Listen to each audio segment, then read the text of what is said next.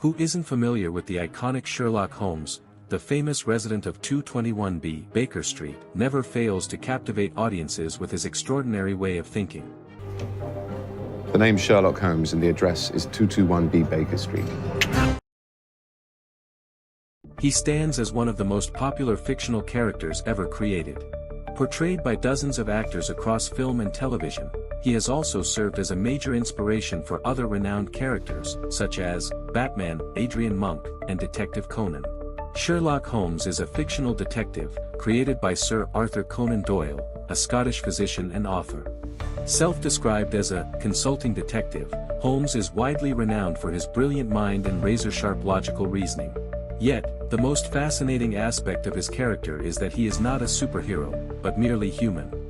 This implies that we too can emulate his thought process, though perhaps never quite as seamlessly or impeccably as he does. As Maria Konnikova writes in Mastermind, How to Think Like Sherlock Holmes, Holmes provides an education in improving our capacity for mindful thought, and in using it to accomplish more, think better, and make more optimal decisions.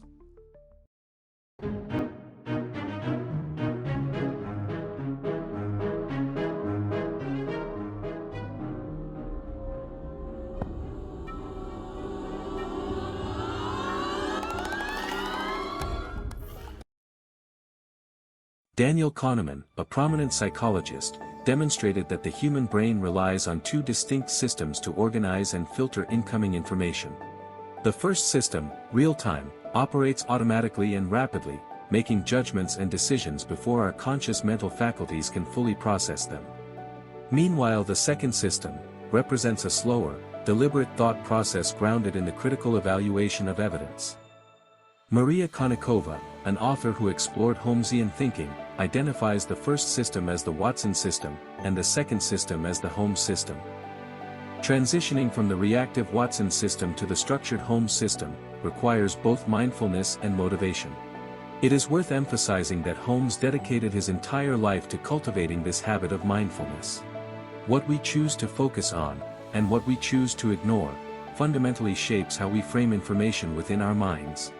Our brains harbor numerous counterproductive habits, thus, we must retrain ourselves to become genuinely aware of our surroundings. Every action we undertake alters our neural structure.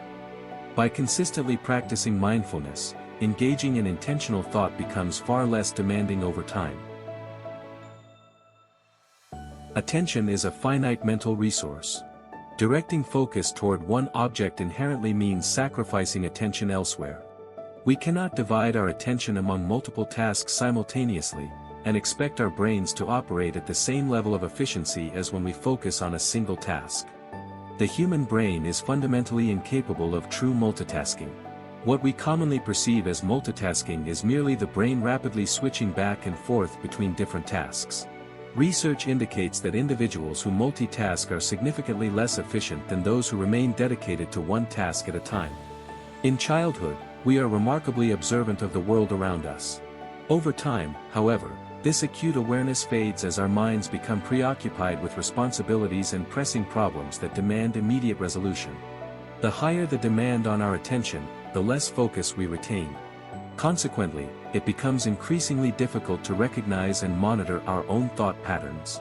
As a result, we passively allow our automated brain function to dictate our judgments and decisions, rather than maintaining conscious control. Numerous practices exist to cultivate mindfulness, teaching us how to observe ourselves and monitor mental processes. A simple starting point is to dedicate a few moments to mindfulness at your desk, sit quietly, engage your senses to absorb your immediate surroundings, observe your current emotions, and accept them openly without judgment. To think clearly, we require perspective. Forcing the mind to step back and pause can be exceptionally challenging. It often feels counterintuitive to distance oneself from a problem one is actively trying to solve. However, stepping back not only fosters imaginative thinking, but also helps neutralize short-term emotional reactions triggered by the challenge at hand. Sherlock Holmes frequently played the violin to disengage from complex intellectual strain, and ground himself in a state of pure physical presence. Sherlock Holmes famously noted, "I consider that a man's brain originally is like a little empty attic, and you have to stock it with such furniture as you choose." The attic space serves as a creative metaphor for our cognitive architecture. Holmes maintained that the human brain resembles a small, empty room, and we are responsible for selecting the furniture we store inside it. This memory attic consists of two primary elements, structure and content. We must avoid confusing or cluttering these two elements, as doing so can cause valuable knowledge to become misplaced or lost. To actively cultivate our knowledge base, we must realize that extraneous information constantly seeks entry into our mental attic at every opportunity. When operating in default mode, or the Watson system, we fail to filter which memories are stored in our minds. Information accumulates arbitrarily, haphazardly settling without deliberate oversight. Sherlock Holmes does not clutter his brain attic with every minor detail of a situation. Instead, he possesses the keen ability to distinguish critical information from the irrelevant. He understands precisely which key details are necessary to accurately evaluate individuals and circumstances. Holmes is exceptionally skilled at identifying cognitive biases or stored memories in his brain attic that might cloud his perception of people or situations. Prior to committing information to our memory attic, we must rigorously observe it. Observation is not a passive process of letting objects drift across our visual field, it is the active skill of directing attention purposefully, determining which details require deep focus and which can be safely disregarded. It involves contextualizing these details within a broader conceptual framework, bridging what you observe with what you already know. Sherlock Holmes does not merely possess a superior memory or store vastly more information than the average person, rather, he identifies connections that others consistently overlook. Holmes does not think linearly, his logic is powered by innate imaginative synthesis. He engages his entire knowledge network to uncover potential correlations. Continuously consuming information without structured processing leads to mental clutter, making knowledge difficult to retrieve when needed. As outlined in the art of scientific investigation, learning to observe follows the same principles as mastering any other skill. One must practice observation consciously and deliberately. Through sustained repetition, however, it becomes an automatic habit, eventually operating seamlessly at a subconscious level. While Holmes advocates for maintaining an orderly brain attic, he himself functions as a walking encyclopedia. His reading repertoire is remarkably vast, encompassing fields like art and music, topics that might initially seem irrelevant to criminal investigation. Overspecialization can be detrimental. We should cultivate broad curiosity and continuously explore diverse subjects.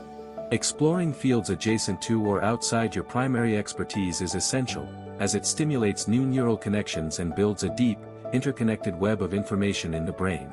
This heightened neural activity ultimately sharpens our intellect and enhances cognitive agility. Strive to master decision-making and problem-solving in your chosen domain. Learn to refine your thinking strategies, and leverage them to achieve greater success, think more effectively, and make consistently optimal decisions.